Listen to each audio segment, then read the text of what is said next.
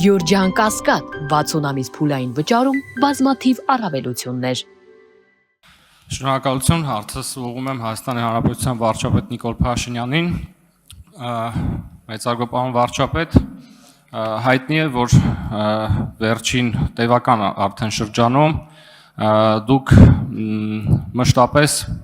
հանրայինորեն հրավիրել եք նախորդ երկու չընտրված նախագահների եւ մեկ մասամբ ընտրված կամ չընտրված նախագահի հանրային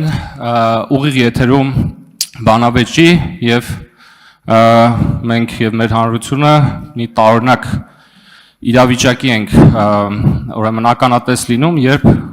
փաստացի մի իրավիճակ է, երբ տրամաբանորեն պետք է որ հակառակը լիներ, պետք է որ ընդդիմադիր գործիչները փորձեին հնարավորություն գտնել երկրի ղեկավարի հետ որևէ թեմայի շուրջ բանավիճել, այնինչ մենք տեսնում ենք հետեւողականորեն խուսանավում եւ փախուստ ըստ էության միաժամանակ հայտնի է, որ տեսալսողական մեդիայի մասին գործող օրենքով կա պարտադիր պայման, ըստ որի հանրային հեռուստաընկերությունը պարտավոր է մարզկենտրոնների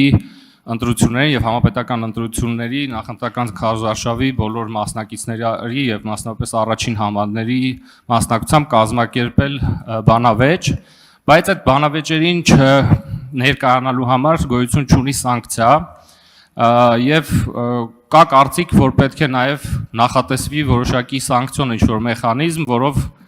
բերման կենթարկվեն, ինչքան էլ տարօրինակ է ասել, այս մարդիկ, որպեսզի վերջապես այդ բանավեճերը տեղի ունենան, ես կուզեի այս հարցի վերաբերյալ ձեր կարծիքը, շնորհակալություն։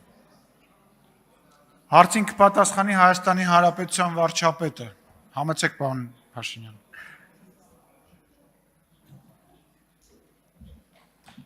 Շնորհակալ եմ հարցի համար, պարոն Աղաջանյան, իհարկե տենց մի քիչ զվարճալի հնչեց բերման ենթարկել բանավեճի, շատ անսպասելի առաջարկ է, ճիշտն ասած, չեմ կարող ռեակցիա տալ, բայց ես ձեր ուշադրությունը հրավիրում եմ, որ 2021 թվականի ընտրություններում էլ ձեր նշած մարդկանցից առնվազն երկուսը առաջադրված էին եւ նրանք բանավեճի չեկան եւ չմասնակցեցին։ Ես կարող եմ իմ կողմից ասել, որ իհարկե վճռական եմ հաջորդ բանավեճի մասնակցելու եւ բանավեճի իմ հրավերը իհարկե շարունակում է մնալ ուժի մեջ։ Ես նախկինում վերջերս առիթ ունեցա անդրադառնալ, որ տեսեք այդ մարդիկ մի կողմից ասում են, որ ինձ հետ բանավեճելու բան չունեն, բայց հենց սկսում են խոսալ 4 վայրկյանից ինչ որ խոսում են ամբողջ ինձ հետ բանավեճը։ Ընդ որում ես այսօր էլի ընդդիմությունը հարց ու պատասխանին ներկա չի, ես բյուջեի քննարկման ժամանակ սենց հարցեր են տալիս, ասենք զեկուցողներին, այդ թվում ազգային ժողովի պատգամավորների հարցեր են տալիս, որ իմ լիազորությունների հարցեր է, վարչապետի եւ կառավարության լիազորություններին վերաբերող հարցեր է։ Խոսում ենք 44-օրյա պատերազմի քննիչ հանձնաժողովի մասին եւ ձեր նշած բանում հարցազրույցներում խոսում են պատերազմի ժամանակվա իրադարձությունների մասին։ Լսեք, ոնց որ մոռացվել է, որ ես 5 ժամ ուղիղ եթերում 10, չէ 5 10 լավ, հիմա նույնիսկ չեմ հիշում ինչքան, բայց տևական շատ հարցերին ուղիղ եթերում պատասխանել եմ։ Այդպիսի մի դրվագ չկա, որին ես չեմ անդրադարձել։ Հիմա եւ դա շատ բան տրյուկ է, որ մտածել, որ մարդիկ դե քանի տարի անցել է, մոռացել են, մի հատ էլ այդ նույնը ասենք, եւ ըստ էության այդ նրանք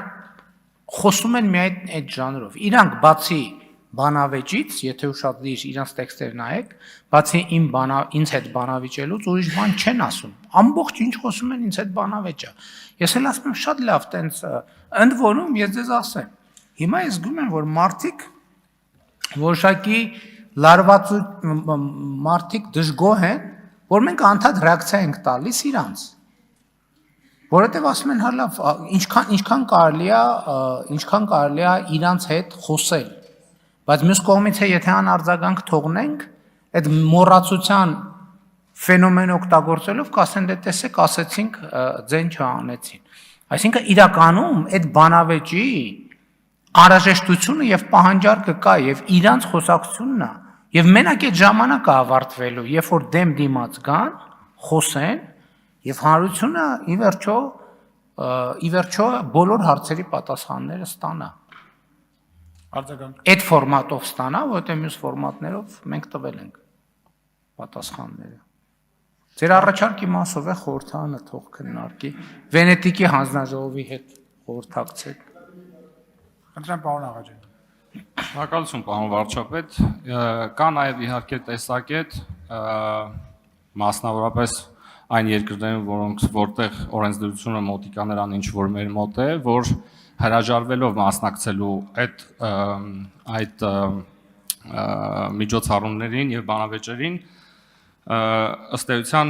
ինքնաբերաբար այդ քաղաքական գործիչները իրենց քաղաքական համբավին են հարվածում եւ կա մոտեցում, որ այսպես էլ պետք է շարունակել,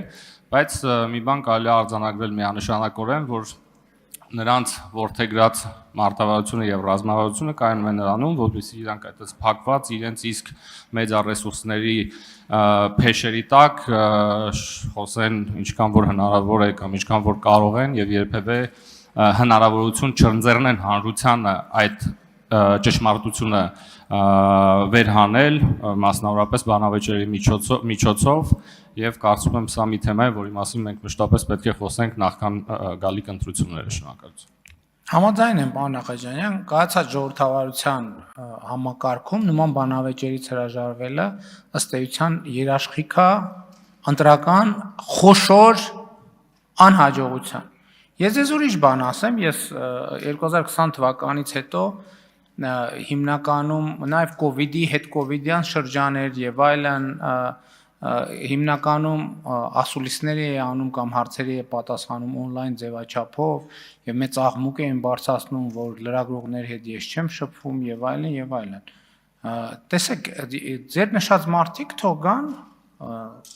լրագրողների միջավայրում կանգնեն, պատասխանեն հարցերի, ոնց որ ես եմ պատասխանում։ Ես այսօր ազգային ժողովում կներեք իհարկե չեմ կարող ասել քանի լրագրող էին կամ կառավարության նիստերից հետո այս ընթացքում չեմ հիշում քանի ասուլիսներ եմ արել, իսկ այդ մարդիկ հրավիրում են իրենց կողմից ֆինանսավորվող եւ իրենց պատվերով կառավարությանը եւ քաղաքական մեծամասնությանը հայհոյող բառից բուն իմաստով հայհոյող ինչ որ անձանց ու նրանց առաջ կանգնած խրոխտ հարցազրույցներ են տալիս։ Բա գնացեք, իսկ ձեր նշած մարդն էլ ասում էր, դե ձեզ թվում է, ինձ հաճելի է գնամ ընտրությունների ժամանակ այդքան ժողովրդի հետ շփվել։ Այսինքն ինքը մի հատ էլ բան է, էլի, ասենք դե արի մի ասա, հիմա ասեմ կասեն, չասեմ։ Են որ ասում են չտեսար պատից կախ, տեսար ճակատից կախ, այսինքն դու այնքան կաս, այսինքն որ մի հատ էլ ասում ես դե բան ժողովրդի հետ դե գիտեք ես դու բոթասները թիշի արագում